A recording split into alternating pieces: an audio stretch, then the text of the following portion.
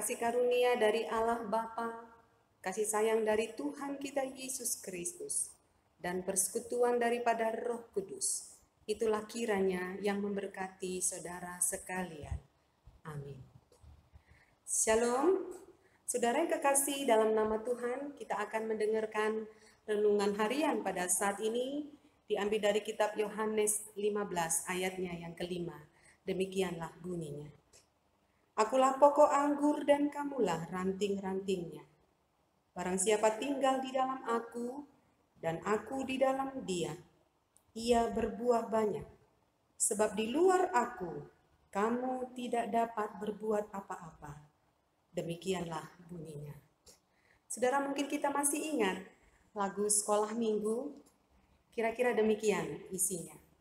Yesus pokok dan kitalah caranya, tinggallah di dalamnya.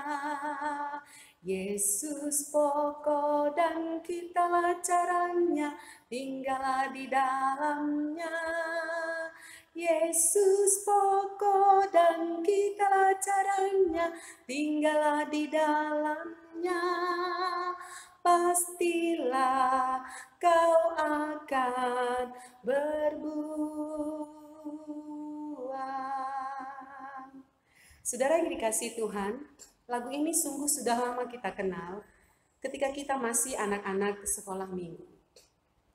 Hari ini lagu ini diingatkan kembali tentang siapakah kita dan apa hubungannya dengan Tuhan, Sang Pencipta kita. Dan bagaimana seharusnya kita hidup sebagai seorang Kristen agar kita hidup bertumbuh dan berbuah. Saudara-saudara, mungkin sulit bagi kita untuk membayangkan pokok anggur. Karena pokok anggur ini banyak dijumpai di Palestina ataupun di Israel. Namun saya pikir tidak sulit bagi kita membayangkan pokok dan rantingnya. Pokok dan ranting, saudara, menjadi satu kesatuan yang tidak bisa terpisahkan.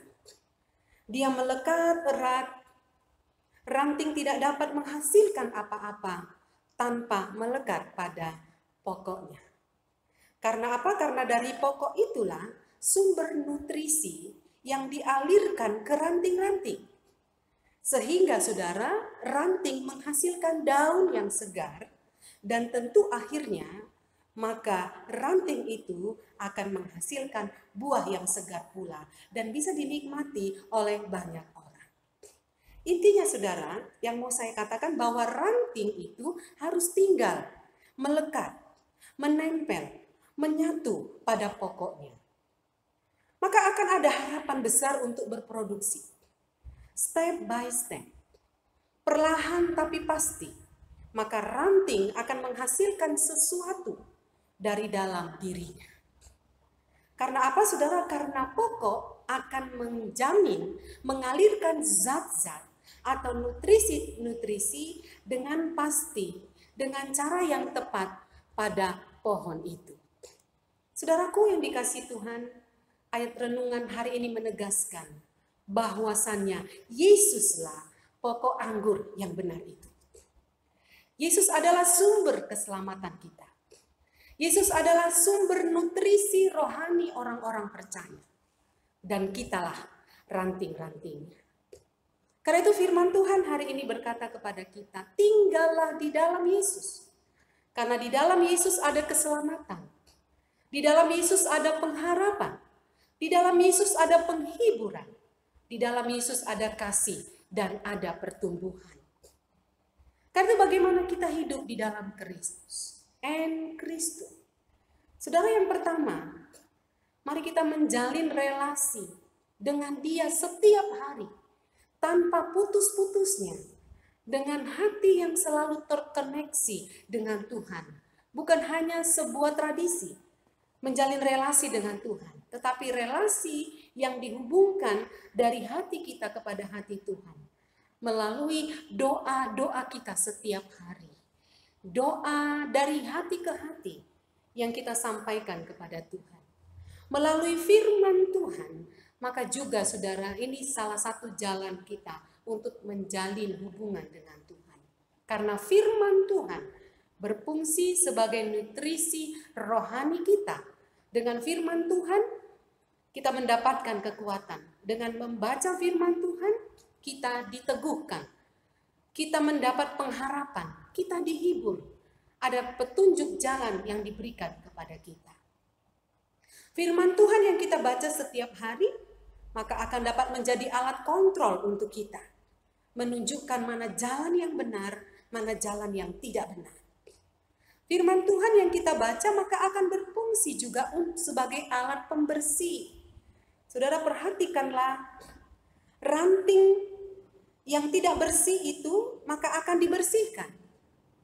Sehingga tidak mengganggu daun-daun yang masih tumbuh segar. Karena itu firman Tuhan yang kita baca itu akan berfungsi membersihkan kehidupan kita.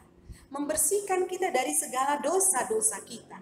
Karena dosa-dosa itu, saudara, akan mengganggu pertumbuhan rohani kita. Karena itu firman Tuhan fungsinya sangat berkuasa untuk membersihkan kehidupan kita. Firman Tuhan membuat kita bisa berkaca apa yang patut untuk kita buang di dalam kehidupan kita. Tentu di dalam nama Tuhan Yesus Kristus, segala dosa-dosa kita itu bisa dibersihkannya. Saudara, yang kedua, tentu hidup setia selalu mengikuti Tuhan Yesus. Saudara, ada banyak di dunia ini godaan-godaan yang menantang kehidupan kita. Tetapi kesetiaan kita mengikut Tuhan itu adalah yang utama. Sehingga saudara, dengan setia kepadanya, maka kita memperoleh pertumbuhan yang diinginkan oleh Tuhan. Bahkan kita dapat menghasilkan buah yang dapat dinikmati oleh keluarga, oleh orang-orang yang ada di sekitar kita. Sehingga hidup kita menjadi berkualitas karena kita memilih untuk tetap tinggal diam bersama dengan Dia. Karena itu saudara, mari kita menjadi ranting yang tetap melekat pada pohonnya, yaitu Tuhan Yesus Kristus, Sang Juru Selamat kita. Amin. Kita berdoa.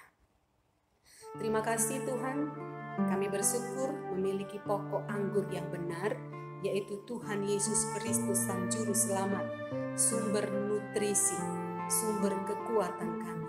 Di luar Engkau, kami tidak dapat berbuat apa-apa, karena dunia ini menyeret kami ke dalam dosa dan segala keinginannya. Tetapi di dalam Engkau, kami memperoleh kekuatan, kami memperoleh kebenaran, sukacita dan damai sejahtera. Terima kasih Tuhan untuk firman hari ini, menguatkan dan menyapa kami. Tolong kami semua, tolong seluruh umat-Mu dimanapun berada, dalam aktivitas setiap hari. Biarlah Bapa di surga tetap memberi kekuatan kepada kami, untuk kami setia kepadamu, dan hati kami selalu terkoneksi dengan Engkau. Demikian hidup kami akan selalu disegarkan, dan kami selalu dibersihkan dari segala dosa dan kekurangan kami, sehingga kami dapat berbuah untuk setiap orang yang ada di sekitar kami. Terima kasih Bapa di surga, firman-Mu sungguh indah menyapa kehidupan kami. Dalam nama Tuhan Yesus kami berdoa dan mengucap syukur. Amin. Shalom, Tuhan Yesus memberkati kita. Selamat beraktivitas. Kiranya hari ini kita menjadi berkat untuk orang-orang yang